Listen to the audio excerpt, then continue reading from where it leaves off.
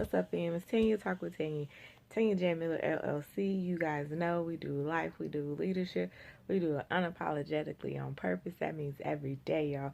We are trying to help you to figure out how to fit the puzzle pieces of life together so you do life right and you do it well. So, fam, we have been talking about this. Told you guys I was in church the other Sunday, got a huge different life and leadership revelation of part of text, and I had to share it. And it was, y'all know, if you Bible readers, you've heard the story of David and Bathsheba, but the story and the part of the story that really was just really messing with me, and I knew I had to talk to y'all, was about Uriah.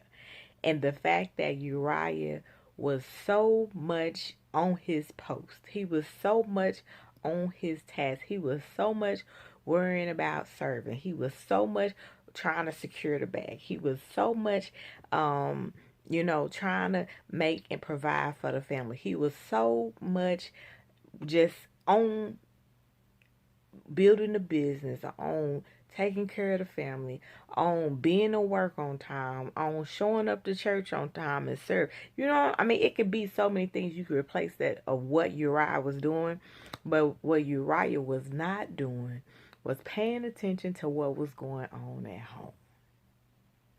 And I say home, but you can replace that too. You can replace that with not paying attention to what was going on with his own health and his own body, not paying attention to his friends, not paying attention just to the day at hand, and maybe realizing that he needed to check that tire because that tire looked low when you first got in the car this morning, but you pushed it off, and then by the end of the day you had a blowout and you was mad and your whole day got disrupted. But if you would have took and paid attention to what was in front of you, yeah, I'm talking about that type of stuff. That's what I caught out of that David and Bathsheba story. Not about David and Bathsheba's sin, but just about Uriah. There are a whole bunch of us that have some Uriah spirits jumping on us every now and then. Because I know you like Tanya, I thought you would have felt sorry for Uriah. And, David took his wife. And I'm not saying it's not about I feel sorry or nothing like type situation. It's the fact that Uriah could have been paying attention to some things. He could have been really seeing some of it and putting the clues together, because everybody in the household had, everybody up in the castle and the kingdom had, except for Uriah. You know what I'm saying? And so I'm saying that to us, Uriah's, sometimes you're gonna have to just say, I'm gotta make the time. I'm gonna say that one more time.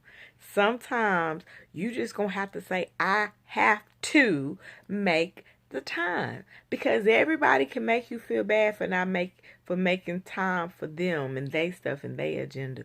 But somewhere in that, you gonna have to figure out how you don't have to feel bad about making time for you, for what's most important in this life, for what's most important to you.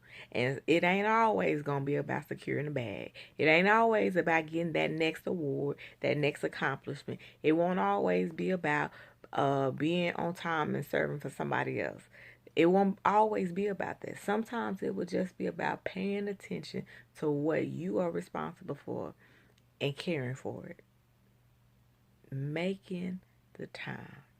That's what is another lesson I got out of that story for you Uriahs out there. You're going to have to stop for a moment and really pay attention to what's in front of you, because if you don't, you might lose it.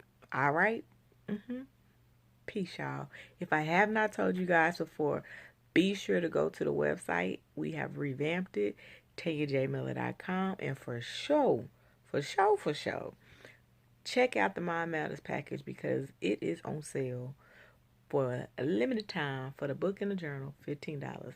But as I said, y'all, at the end of the day, you got to make time for what matters. And what matters most is you and the people that you are responsible for. And if you're not taking care of home ain't taken care of.